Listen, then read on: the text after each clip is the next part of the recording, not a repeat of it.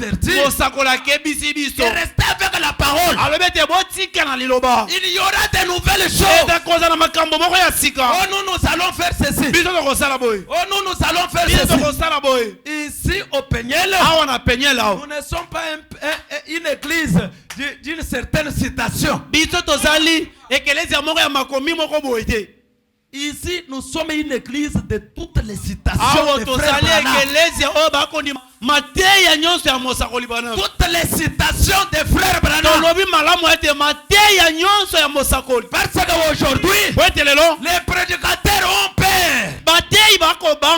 Quand on lit Branham, il commence à dire, si vous le dites dans la bouche, il vous dit qu'est-ce que tu as cette écriture. Si tu as perdu cela, il commence à vous dire, tu vois. Mais si tu lui donnes cette écriture, et comme son église ne croit pas cela, il va vous dire, mais j'ai encore une autre écriture ici. Une écriture noire sur blanc. Toi tu cherches encore à donner une autre écriture. Si tu cherches à donner pour soutenir cette écriture, c'est bien. Mais si tu cherches à détruire l'écriture donnée par Branham, faites attention. Parce que n'ajoutez pas, ne retranchez pas. Moïse l'avait dit. Si vous allez au commencement de la Bible, dans le jardin d'Éden, c'était une seule écriture qui avait fait erroner toute la terre. C'est parce que Satan avait dit que vous n'allez pas mourir. Il a répété seulement toute la parole. Et à la fin il dit, comme Dieu vous a dit que vous allez mourir, moi je vous dis que vous n'allez pas mourir. Il avait répété la parole à 99%. Et il dit que le véritable mensonge possède un plus grand nombre de vérités. C'est pourquoi Matthieu 24 dit que la situation sera difficile. Les faux Christ, les faux enseignants, ils viendront au point même de séduire les élus. Si c'était possible, tout ce que vous cherchez, vous allez les trouver. Mais frère Branham dit, le véritable test, ramenez-les à la parole. Vous allez voir qu'ils vont commencer à rétracter devant la parole. Ils vont croire une partie de la parole. Et ils vont en laisser une autre. Mais nous devons croire toute la parole. Quand le Seigneur est venu au milieu de la Bible, dans Matthieu 4, il dit que l'homme ne vivra de paix seulement, mais de toute parole qui sort de la bouche de Dieu. Et vous devez comprendre que la bouche de Dieu, c'est un prophète. Aujourd'hui, la bouche de Dieu, c'est William Marion Branham. Toi en tant qu'évêque, tu n'as rien à dire là-dessus. Tu es appelé à suivre le prophète. Tu es appelé à suivre le prophète. Oh, moi je suis ancien. Moi je suis bishop. Si j'ai ordonné les gens de faire ces choses-là, les gens de Paul, les élèves de Paul, vous regardez tout droit dans les yeux. Et il disait, tu ne parles pas comme Paul. Par conséquent, vous êtes de faux apôtres. Et Branham dit qu'il ne craignait pas ces gens-là. Tu es sûr que la personne est en train de dire quelque chose qui est un mensonge. Mais vous êtes là, que non pas de respect. Non. Dites-lui que vous avez parlé mal. Ce n'est pas ce que Branham avait parlé. Ce n'est pas ce que Branham a dit. Même s'il voulait vous taper, vous aurez votre récompense là-bas. Laissez-lui se battre. Mais toi, défends la parole. Quand une trompette rend son conflit, Frère Branham a dit, cela annonce laquelle. Cela annonce laquelle. Une guerre scripturaire. C'est ça ce que Paul est en train de dire. Une guerre scripturaire. Oui. Les croyants de Branham doivent défendre la parole. Même tel que je me tiens là et que je disais quelque chose, ayez l'audace de venir me dire que ce que tu as dit là, Branham a dit ceci. Voilà. Bongo. Nous cherchons une église qui peut atteindre ce niveau-là. Pas seulement pour dire que non, c'est le prédicateur qui l'a dit. Est-ce qu'un prédicateur a un message? Tel que je lis ici, je n'ai rien ici. Toute la nuit, je suis là-bas, je cherche à trouver quelque chose. J'entre ici, je sors ici, je ne vois rien. Je suis en train de chercher quelque chose dans les champs de Boaz. On a tout déjà placé là-bas. Et vous n'allez pas dire que non, c'est moi qui ai dit, c'est moi qui ai dit. Qui es-tu devant le messager de cette heure? L'homme qui est entré dans la constellation des anges et qui a réussi la commission de la part de Dieu. Et l'Éternel lui a dit, comment tu as réussi la révélation de cette source? Descends maintenant à Jeffersonville. Va déposer la révélation. C'est ainsi dit le Seigneur d'un bout à l'autre. Et vous allez voir un groupe de ministres qui disent que non, mais vous voyez, nous pouvons commencer à faire des tollages. Comme c'était des matembele. Vous êtes en train de toller et vous laissez d'autres choses. Non! La parole de Dieu, c'est l'agneau de Dieu. On doit la manger dans son intégrité. On doit manger ça, il laisse quelque chose. Nous devons manger la parole. Nous sommes un peuple de la parole. Et nous devons manger la parole. Et Branham a dit, quand vous mangez la parole, vous mangez la parole, vous allez devenir la parole. Voilà le plus grand mystère. C'est ça la nourriture des aigles. Ils doivent manger toute la parole de Dieu. Pour ne pas dire que non, ça c'est pour telle église. C'est écrit dans la Bible. C'est écrit dans les brochures. Mais comment vous dites que non, cette écriture c'est seulement dans telle église? C'est frère Branham qui l'a dit. Voyons cela. Même si cela nous fait mal, c'est au moins la parole de Dieu. C'est au moins la parole du Seigneur. C'est au moins la parole de Dieu. Nous n'allons pas nous contenter d'une portion de la parole. Il faut bien dire que Paul, en annonçant cela, il annonce une guerre scripturaire. C'est une guerre scripturaire. Si vous trouvez les frères qui se battent sur les Écritures, ce n'est pas mauvais. Ils doivent faire ça. Pas seulement qu'ils sont là en train de faire la politique. Ils se battent sur les Écritures. Oui, oui, c'est la vérité. Laissez-les continuer. Oui. Ils doivent connaître la parole de Dieu. Et faut dire que la parole a été donnée pour les élus de Dieu. Et les élus, c'est qui? C'est lui qui a entendu le son de la trompette. Parce qu'aujourd'hui, l'ange puissant est descendu avec la trompette et il a sonné. Il a sonné de la trompette. Et vous avez entendu le son. C'était un son clair. Et vous avez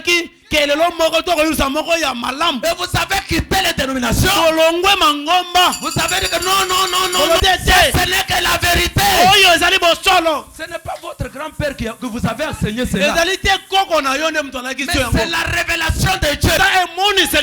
Frère Branham dit, avant la fondation du monde, Dieu vous avait déjà prédestiné. Et il avait placé la profondeur de la parole en vous. Même si vous étiez dans la boue, un jour, vous allez entendre la voix de votre mère. Et vous allez retourner à la maison. On va dire, mais toi tu es perdu. Tu vas leur dire que non. Venez me rejoindre. Venez me rejoindre. Quand Philippe est allé, Philippe et qu'il a croisé Nathanaël, il lui a dit que venez voir Jésus de Nazareth. Et lui a demandé qu'est-ce qu'à Nazareth il y a quelque chose de bien. Il lui a dit que non, venez d'abord voir. Il faut dire que si vous ne savez pas défendre la parole, dites seulement à la personne. Venez voir. Venez d'abord. Venez voir. Et quand Nathanaël est entré dans la présence du maître, et que le maître lui a regardé, il lui dit que voici un Israélite dans lequel il n'y a point de fraude. Et il lui dit, Rabbi, où m'as-tu connu? Il dit qu'avant que Philippe t'appelle, je t'ai vu là, c'est au temps présent. Je t'ai vu avant que Philippe ne vienne. Et il dit, oh, tu es le roi d'Israël. Tu es le roi d'Israël. Parce qu'il avait été dit que quand le Messie viendra, il fera ces choses. Il fera ces choses. Alors que les souverains sacrificateurs au temple, ils étaient là avec toute la liturgie, avec toute la théorie, avec toute la théologie. Il savait seulement que toi, petite Bethléem, chez toi, celui qui pétera la nation d'Israël. Et quand l'écriture s'accomplit, il commence à se poser des questions. Cet enfant, c'est un bâtard. C'est un bâtard. Et une femme au puits, la femme samaritaine, qu'elle dépasse plusieurs ministres aujourd'hui. Et elle a reconnu le maître. Il lui a dit que tu as 5 maris. Et même le 6e que tu as, il n'est pas ton mari. Il le regarde. Maître, on nous avait dit que quand le Messie viendra, il nous dira ces choses. Il nous dira ces choses. Ne serait-ce pas le Messie? Il lui a regardé ouvertement. Il lui a dit que je le suis. Et la femme a laissé la cruche par terre. Elle est entrée rentré dans la ville, il a dit aux gens, venez voir, venez voir, venez voir les promis. Et Branham dit, Jésus n'a jamais fait aucun miracle là-bas. Seulement les témoignages de cette femme, ils sont accourus. Et ils sont venus, ils ont dit à la femme, nous ne croyons pas parce que tu étais venu là. Nous avons vérifié le témoignage que tu avais donné. C'est un témoignage authentique. Par conséquent, nous croyons le Messie. Et ils ont cru le Messie. Voilà comment Dieu peut opérer avec les gens. Et Fabana me dit que cette femme dépasse les ministres. Il parle des ministres qui ne veulent pas voir le Messie aujourd'hui. Les ministres et les gens qui ne veulent pas voir le Messie aujourd'hui. Un homme qui a été loin de toute la plénitude de la divinité. Et il renie cela. Il renie cela. Écoutez, Fabana. Union invisible. Ainsi, il est en train de parler d'une mère qui avait laissé son œuf quelque part. Et que cette œuf a été couvert par une poule. Il dit qu'au paragraphe 175, ainsi un jour sa mère s'est rendue compte qu'elle avait pondu 2 œufs. Elle partit alors à la recherche de l'autre. Elle vola dans les alentours, cherchant comme le fait le glorieux Saint-Esprit. Un jour, elle survola la cour de la ferme. La cour de la ferme. Cette dénomination, vous avez compris, la cour de la ferme. La mère est venue.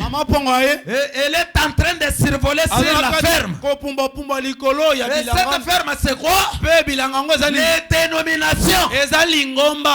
Vous n'allez pas dire que nous, avec les dénominations, nous sommes une même chose. Oh,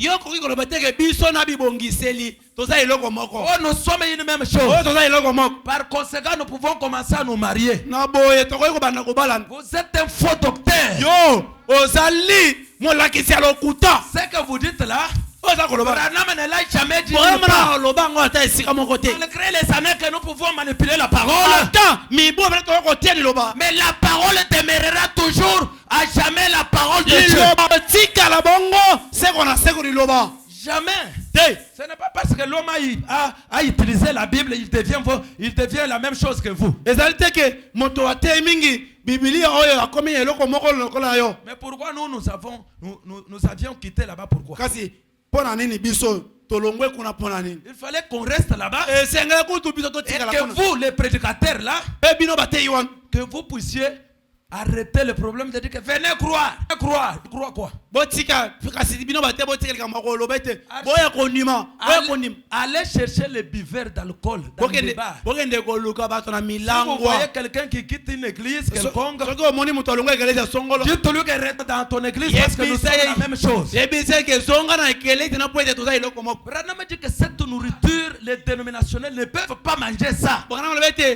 Ils ne peuvent pas manger ça. Et il dit, s'ils mangeaient cela, ils vont attraper la diarrhée. Ils vont être constipés. Pourquoi? C'est une nourriture pleine de vitamines. Ça c'est réservé pour les êtres. C'est réservé pour les êtres. Non, mais ne dites pas que la poule et l'aigle c'est la même chose. Parce que la poule quelquefois il vole aussi. Mais il ne peut pas atteindre atteindre les auteurs comme l'aigle. Il vole aussi quelque part ici. Il peut aussi dire que Jésus peut guérir. Il peut aussi dire le baptême d'eau. Il peut aussi dire ces choses-là. Mais quand vous y arrivez au niveau du mariage et du divorce, c'était caché dans les 7 tonnerres. Même les problèmes de la semence du serpent, c'était caché dans les 7 tonnerres. Et ils peuvent savoir cela comment? À moins qu'ils lisent cela quelque part. Alors vous n'allez pas dire que Balaam et Moïse étaient la même chose. Balaam a bâti les 7 hôtels. Moïse a bâti les 7 hôtels. Balaam a pris les 7 béliers qui typifiaient la venue de Christ. Et Moïse a pris les 7 béliers qui typifiaient la venue de Christ. Pourquoi? Balaam c'était un enfant de Lot. Et Lot et Abraham, ils étaient des cousins. Donc Lot était le cousin d'Abraham. Mais pourquoi Dieu a exigé une séparation? Veuillez ouvrir votre entendement spirituel. Pourquoi Dieu a exigé une séparation entre Lot et Abraham? C'est pourquoi Abraham s'est retrouvé de l'autre côté et Lot à Sodome. Et Branham l'appelle un croyant tiède. Il ne pouvait pas être sauvé sinon si Abraham seulement si Abraham avait intercédé pour lui. Il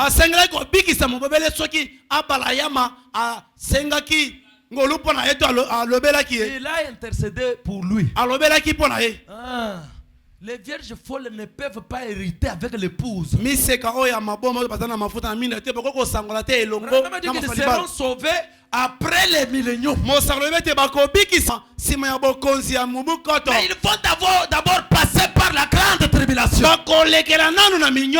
Pourquoi? Parce qu'ils ont rejeté le messager aujourd'hui. Ils vont subir cela. Mais l'épouse ne passera jamais par la tribulation. La semence ne peut pas hériter ensemble avec la balle. Et Frère Branham dit jamais. Ça ne peut pas se faire. Mais comment vous commencez à entremêler les choses? Laissons la parole telle qu'elle. Vous jeunes garçons ou vous jeunes filles, mariez-vous à quelqu'un qui croit exactement comme vous.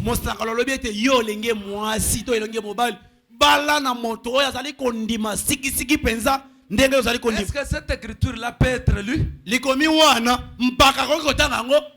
lire cela. C'est lui qui croit exactement comme vous. Non. La parole de Dieu, c'est une autre chose. Ce n'est pas une lettre de témoin de Jéhovah. Non. Ça, c'est un domaine inspiré de Dieu. Et quand Pierre a trouvé cela, le Seigneur lui a dit, ce n'est pas le sang et l'eau qui t'ont révélé cela, mais c'est mon Père qui est au ciel qui te l'a donné. Il y a une personne ou 2 personnes, même 5 personnes, 10 personnes au milieu de vous là. Dieu peut descendre et se révéler à eux et laisser les autres. Et quand ils vont vous dire, ah non, ils ont réussi la révélation de la chose. Si Abel n'avait pas eu la révélation, il allait faire la même chose que son frère Caïn. C'est là où le problème se base. Même si la parole a été révélée, nous croyons la parole est révélée, nous croyons les messages. Que même si c'est révélé, à cela reste attaché un élément surnaturel. C'est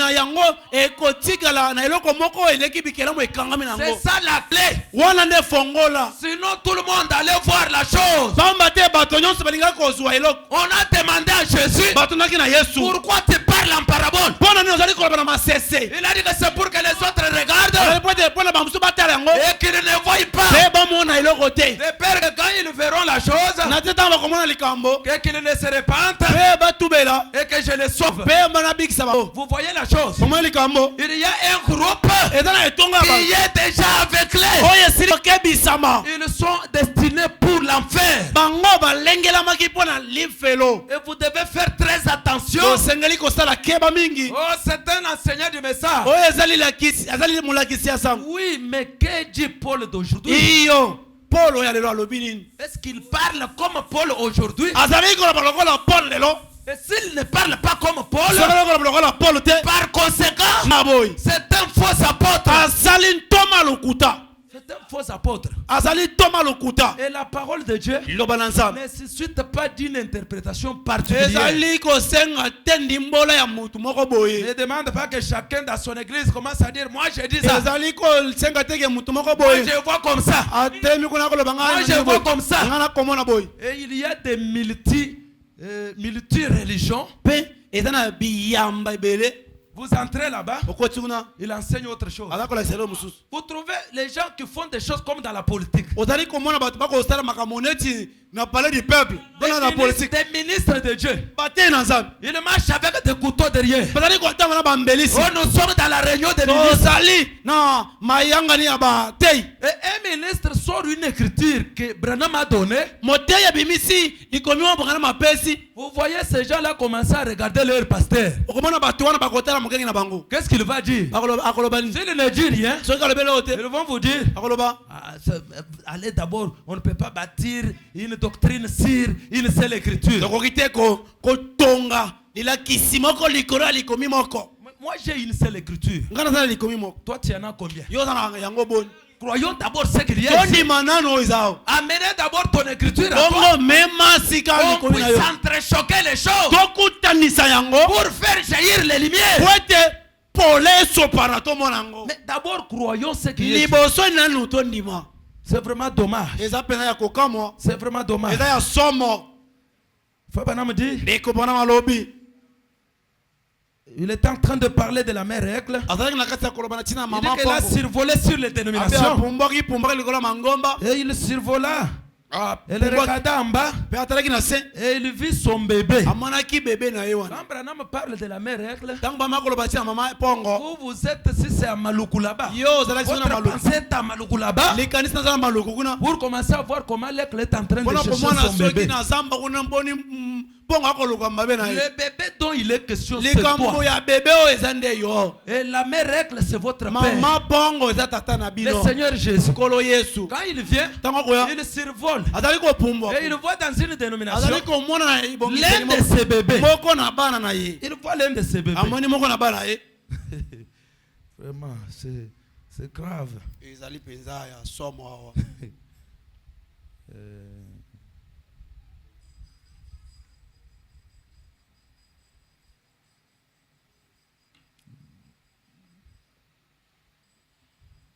Elle vola dans les alentours cherchant, comme le fait le glorieux Saint-Esprit. Voilà, j'ai trouvé. Elle vit son bébé. Elle poussa un cri. Voilà là où commence le problème de la trompette. Le cri ici, c'est la trompette dont nous parlons. Et la mère, quand il a regardé, il a poussé un cri. Et c'était un cri fort. Jusqu'à ce que dans la basse-cour là-bas, le bébé a entendu. Cette voix-là me semble vraiment. Cette voix-là. Cette voix-là. Écoutez le prophète.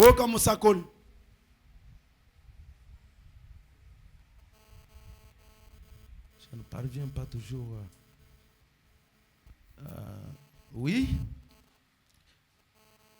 C'était la voix de quelque chose qui fit écho en lui. Qui fit écho en lui.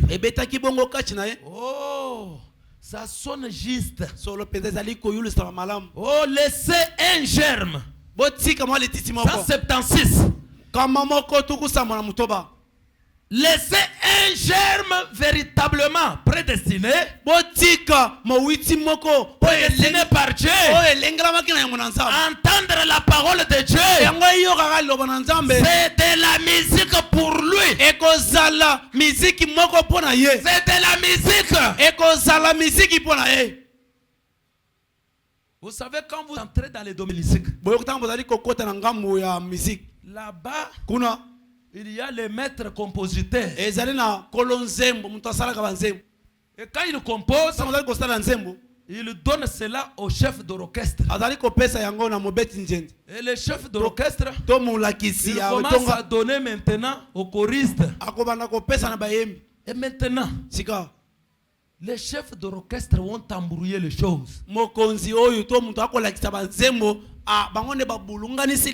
maîtres compositeurs, quand la parole est donnée, il y a un esprit derrière. Je voudrais que vous puissiez capter quelque chose.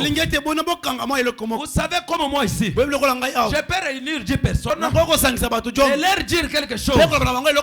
Et après je dis, qu'est-ce que j'ai dit? Vous voyez celui-là debout? Il a dit ceci. J'ai dit non. L'autre debout là-bas, il a dit ceci. J'ai dit non. L'autre qui se lève, il a dit ceci. J'ai dit voilà la personne. Il faut entrer dans l'esprit du compositeur. C'est comme ça avec la Bible. Ce n'est pas un journal, mais c'est inspiré d'un bout à l'autre. Il faut entrer dans l'esprit du compositeur. Quand Dieu parle, les prophètes prophétisent. Voilà celui qui communique la pensée de Dieu. Mais les chefs d'orchestre, ceux qui réunissent les gens, ils ont embrouillé ces choses-là. Pourquoi? Ils ne veulent pas entrer dans l'esprit du compositeur. Parce que lui voulait dire ça. Mais le chef d'orchestre dit non, c'est ça. Il est en train de diriger les gens vers la brousse. Il est en train, quand vous suivez un aveugle, c'est qui? C'est quelqu'un qui manque la révélation de ses jours. Il va vous entraîner dans la brousse. Et vous allez vous retrouver dans une forêt où vous êtes complètement perdu. Et vous allez mourir là-bas. Vous allez mourir. Il n'y aura pas d'espoir. Mais l'espoir se trouve dans la parole de Dieu. La parole révélée de ces jours. C'est là où l'espoir de chaque chrétien est bâti.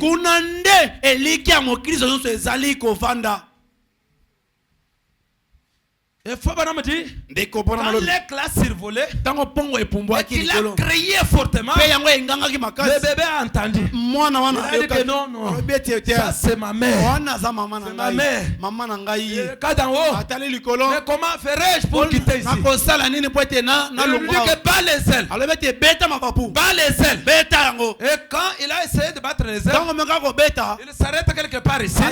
Et sa mère lui dit, essaye encore. Et quand le bébé a essayé, il se retrouve dans les airs. Il commence à voler avec sa mère. Et il commence à manger dans les airs. Ici au temps du soir, ce sont les aigles qui volent. Ils ne vous mangent pas la nourriture sur les sols. Leur nourriture, ils mangent dans les airs. Ils s'attrapent là-bas. Et ils mangent là-bas. Quand vous essayez de les suivre, vous allez vous désintégrer. Vous allez vous désintégrer. Et vous allez tomber par terre. Et l'aigle a entendu la voix. Dites-moi, je vous pose la question. Si ce son qui a été émis par la mère aigle était un son confus, est-ce que l'enfant là allait saisir quelque chose? Il ne pouvait pas entendre quelque chose. Mais le son de Dieu demeurera toujours un son clair. Quand Dieu parle, c'est tellement clair. Et il nous a demandé seulement de croire cela. C'est tout ce qu'il nous a demandé. Croyons ce qu'il a dit. C'est très clair. Et il n'y a pas de confusion. Le ciel et la terre passeront. Branham a dit, si vous me demandez de rester sur la terre, je vais dire non. Si vous me demandez d'aller au ciel, je dis non. Il dit que mais tu vas rester où? Il dit que je resterai dans la parole. Parce que le ciel et la terre passeront. Mais la parole demeurera éternellement. Voilà la chose sur laquelle nous pouvons bâtir notre espoir. Chacun de nous doit ouvrir ses yeux. Le maître avait dit que quand vous allez voir ces choses arriver, relevez votre tête. L'aigle ne marche pas en regardant en bas. S'il est sur le sol, il a toujours des regards dans l'espace pour voir ce qui va se passer. Et le maître, la mère aigle nous a dit, le roi de tous les prophètes nous a dit, il nous a dit que quand vous voyez ces choses arriver, relevez votre tête. Votre rédemption approche. Votre rédemption approche. Est-ce que nous pouvons acclamer pour lui? Il est le grand maître. Il a donné des instructions. Et l'épouse doit rester fidèle à ses instructions. Moïse, avant d'entrer dans le pays de Canaan, il avertit les enfants d'Israël. Si quelqu'un parmi vous retranchait quelque chose, sa part sera retranchée. Il aura des malédictions. Il n'entrera pas dans le pays que j'avais promis. Et aujourd'hui, Branham dit, si quelqu'un retranche, on va retrancher son nom du livre de vie. Il répète Apocalypse chapitre 22. Votre part sera au du livre de vie. Et vous n'allez pas participer dans le pays. Quel est notre pays? C'est le pays du millénium. Le pays du millénium. Là où nous allons demeurer avec le Seigneur. Branham a dit que ça sera là-bas en Israël. Seul Israël sera une nation. Parce que toutes les nations seront détruites. Et il n'y aura que cette nation-là. Et l'épouse régnera dans le palais avec le roi. Et les 144 000 vont commencer à servir l'épouse. Vous êtes une grande personnalité devant le Seigneur Jésus. Vous êtes Madame Jésus, l'épouse du roi. Vous allez saluer le Seigneur. Vous allez manger avec lui. Oh, on a dit que le problème de manger c'est terminé. Qui a dit ça?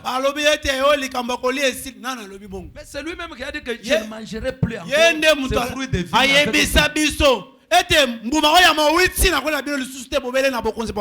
Jusqu'à ce que je mange de nouveau dans le royaume de mon Père. Vous commencez à mettre des petites choses que non au ciel, ou bien là-bas on ne mangera pas. On doit manger. L'homme a été fait toujours pour manger. Tout ce temps, l'homme mangeait toujours les fruits et les herbes. Mais c'est du temps de Noé, quand il y a eu carence de nourriture, que le Seigneur a dit à Noé de commencer à tuer les bêtes. Mais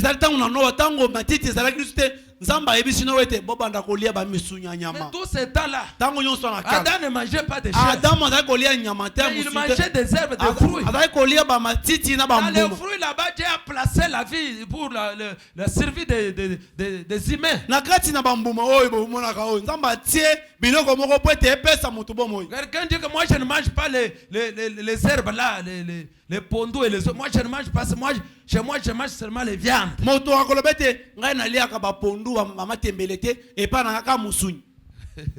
C'est vraiment dommage. Écoutez le prophète. Il faut que je saute pour... C'est un peu d'arriver. Faut pas me dire qu'au commencement était la parole. Et la parole était Dieu. Alors vous étiez en Dieu. La parole, le rôle que vous devez jouer était en Dieu. Avant la fondation du monde, il vous voyait. Il vous connaissait. Il vous prédestinait. À cela, je vous le dis, de même que cet aigle reconnaît cette voix, un véritable chrétien né de nouveau reconnaît la voix de Dieu, parlant à travers la parole. Lorsque la voix ouinte est confirmée, les chefs-d'œuvre. Le chef-d'œuvre par 450. C'est comme Israël, un type parfait. Si nous avions le temps, il ne me reste que quelques minutes. Mais un type parfait, au commencement, partout où allait cette colonne de feu, il y avait la vie. Dieu était cette lumière. Même s'il était minuit, ou qu'ils étaient dans un bel endroit de choix, peu importe. Quand la colonne de feu s'est déplacée, la trompette sonnait. Et Israël s'est déplacé avec elle. Alléluia. Alléluia. Et quand la trompette a sonné, Martin Luther a pris le départ avec elle. Et il s'est organisé. Ce qui a tué, pas lui personnellement, l'homme après Luther. Alors Dieu a ôté la vie dans la vie de là. Dans cette organisation-là, il lui a fait constituer son trajet. Il les a fait descendre dans la tombe. Alors Wesley est sorti. Il a vu cette grande organisation. Alors il a sonné de la trompette. Sanctification. Une plus grande portion de la parole. Voyez, à ce moment-là, ils ont pris le départ. Ils sont sortis directement. de Luther pour entrer dans le méthodisme. Et quand la Pentecôte l'a vu, ils ont sonné de la trompette. C'était l'heure du retour des dons. Le pentecôtisme dont nous parlons, c'est seulement la restauration des dons. Comme l'arbre épouse, l'arbre a été mangé par les kazam, les gélèques, les hasil et la sauterelle.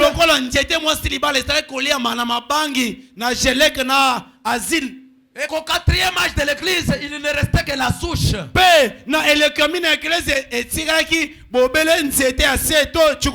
Dieu maintenant a commencé à restaurer. Quand vous allez là-bas au ciel, à ce moment-là, il envoie l'esprit d'un homme. Ce sont des réformateurs. Wesley, Luther, Wesley et les Pentecôtes. Luther avec la justification, Wesley avec la sanctification, et les Pentecôtistes avec la restauration des dons. C'est ça leur message. La langue, le parler en langue, les dons. Voilà leur message. À part les dons, ils ne connaissent absolument rien. Mais les dons, vous voyez, quand on a l'arbre, le don c'est comme quelqu'un qui est allé acheter des fruits au marché. Il vous dira que ce sont des oranges. Mais chez lui, il n'y a pas cet arbre-là. Comment il trouve cela? Il va au marché, il achète. Mais celui qui a l'arbre à la maison, au moment opportun, dans son temps propre, cet arbre doit lui donner des fruits. Voilà la différence avec aujourd'hui. Voilà la différence. Quand la Pentecôte l'a vu,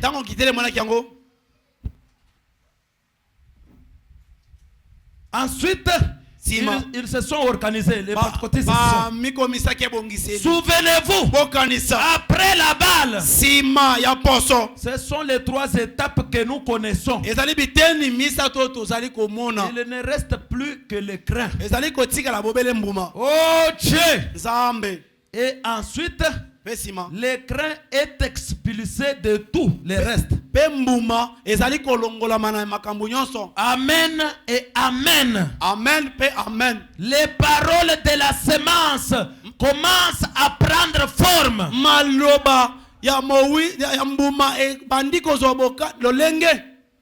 Vous avez vu maintenant la 4e étape. C'est la tige. C'est les crêtes et la balle qui est la Pentecôte.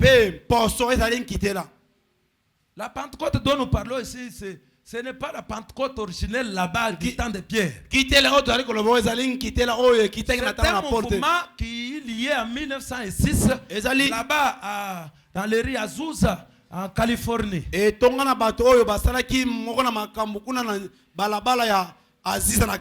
Un groupe de noirs s'était réuni. Le Saint-Esprit a déversé la puissance. Ils ont commencé à parler en langue. Et après 3 ans, ils ont formé une organisation. Et la colonne de feu a quitté là-bas. Et où est partie la colonne de feu? Elle est entrée dans la semence. Et qu'est-ce qu'on fait? La semence est rejetée. La semence est rejetée. Dans les années du commencement, on invitait la semence et nous venions dans notre église. Il venait là-bas et il priait pour les malades. Il était acclamé. Il l'acclamait toujours. Mais un jour, quand il a commencé à dire que moi et mon père, voilà la pierre d'achoppement. Voilà la pierre d'achoppement. La pierre d'achoppement, c'est que la parole du commencement est revenue ici. La même semence qui était enfouie au sol est revenue ici. Et comme Jésus avait été rejeté, par les pharisiens. Lui qui était l'époux. Quand cette parole devient l'épouse, elle est rejetée par les dénominations. Elle est rejetée.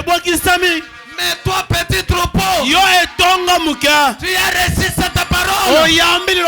Et le Seigneur dit, n'ayez pas peur. N'ayez pas peur.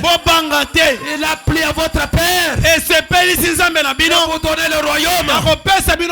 Vous avez le royaume. Vous avez la semence. Vous avez le cœur.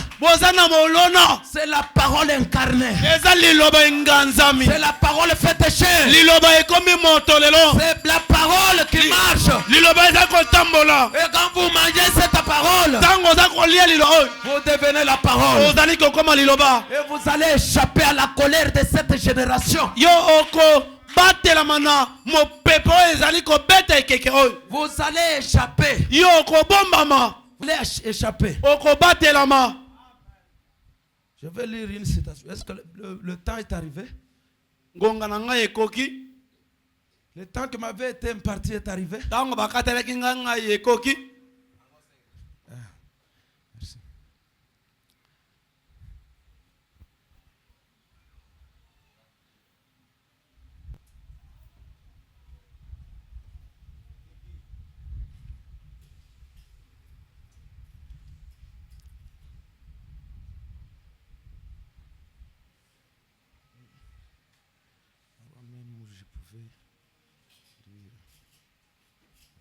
Commence à poser des problèmes.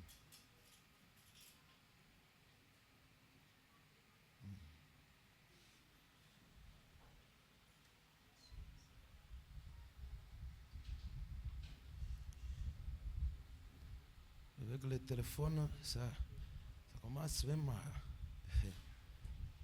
nous embrouiller.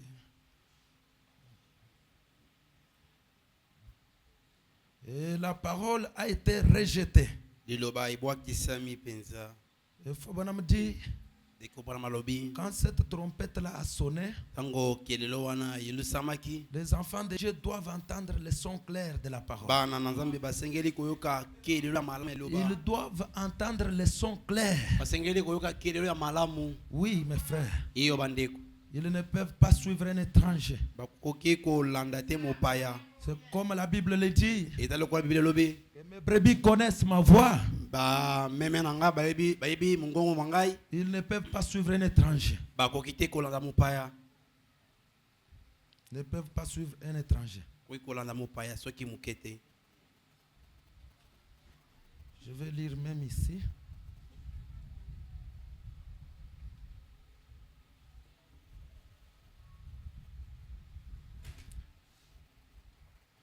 Messieurs, est-ce le signe de la fin? Regardez Apocalypse 5, chapitre 1er. Écoutez ceci maintenant. Puis j'ai vu dans la main droite de celui qui était assis sur le trône un livre écrit en dedans et en dehors. C'est l'un de sept sceaux. 155. Il y a donc quelque chose écrit à l'intérieur du livre.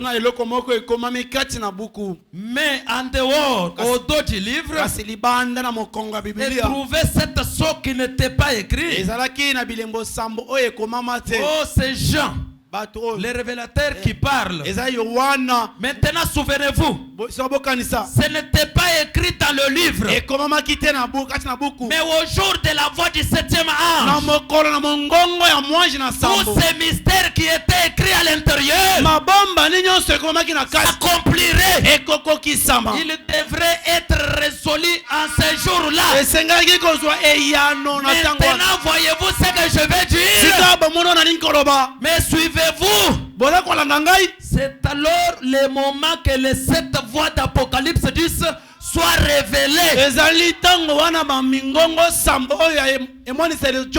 Lorsque le livre est fini, il ne reste qu'une chose. Ce sont les 7 mystères. Les 7 mystérieuses voix des tonnerres qui étaient écrites au dos du livre que Jean y interdit d'écrire. Laissez-moi le lire. J'ai vu un autre ange puissant qui descendait du ciel, enveloppé d'une nuée. Au-dessus de sa tête était l'arc-en-ciel, et son visage comme le soleil, et ses pieds comme des colonnes de feu. Il tenait dans sa main droite un petit livre ouvert. Maintenant observez ceci. Il posa son pied droit sur la mer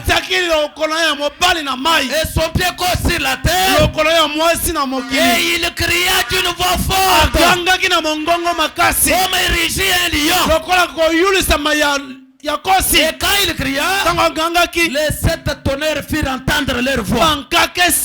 Et quand les 7 tonnerres firent entendre leur voix, j'allais écrire. Quelque chose fut dit. Il y avait quelque chose qui était dit. Ce n'était pas seulement un bruit. Il y eut quelque chose qui était dit. Et Jean allait écrire. Et j'ai entendu du ciel une voix qui me disait, regardez où se trouvaient les voix. Où se trouvaient les voix des tonnerres. Ce n'était pas au ciel. Au ciel est venue une voix qui a interdit. Et les 7 mystères, les 7 voix s'est fait entendre sur la terre. Et où se trouvait le tonnerre? C'était caché dans un homme.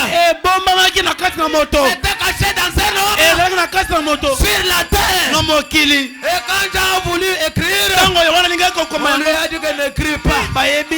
N'écris pas.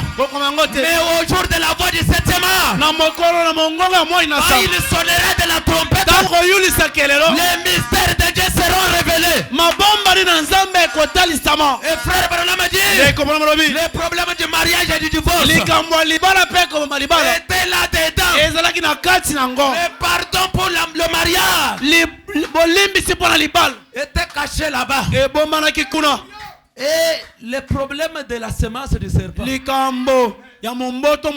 c'était caché dans les tonnerres. Oh, les tonnerres ne sont pas révélés.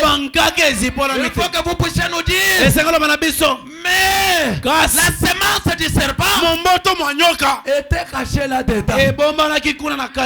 Il y a plusieurs mystères. Si vous lisez dans Messieurs, le signe du temps de la fin, Branham commence à énumérer des mystères. Il dit que regardez Paul. Quand il a sonné la trompette, qu'est-ce qu'il a fait? Il est entré dans les synagogues juives et il a commencé à enseigner que Jésus était le Messie. La guerre a commencé. Jésus est le Messie. Jésus est le Messie. Jusqu'à ce que cela lui a coûté la vie. On a retranché sa tête. Parce qu'il a enseigné que Jésus était le Messie. Jusqu'à ce que les autres sont venus. Et ils ont sonné des trompettes. Mais le messager du 7e art, c'est lui qui devait sonner la trompette. Et il devait crier d'une voix forte. Et toutes les dénominations allaient les mettre en dehors. Et le message d'aujourd'hui était venu. On a dit que les lumières du soir étaient venues. Les lumières du soir sont venues. On a cherché de voir la lumière du soir. Où se trouvait la lumière du soir? C'était un bout d'homme chauve de Kentucky qui était la lumière. Alléluia. C'est lui-même la lumière des nations. Il a fait 7 fois le tour du monde avec cet évangile. Et Et si vous entendez la voix du Seigneur, si ce n'est pas votre cœur, croyez au Seigneur Jésus et tu seras sauvé, toi et toute ta maison. Crois seulement mon enfant et tu seras sauvé. Crois seulement et tu seras sauvé. Le problème c'est pas de raisonner avec cela. Crois seulement. Crois seulement mon frère. Crois seulement ma soeur. Et tu seras sauvé. Que le Seigneur Dieu vous bénisse.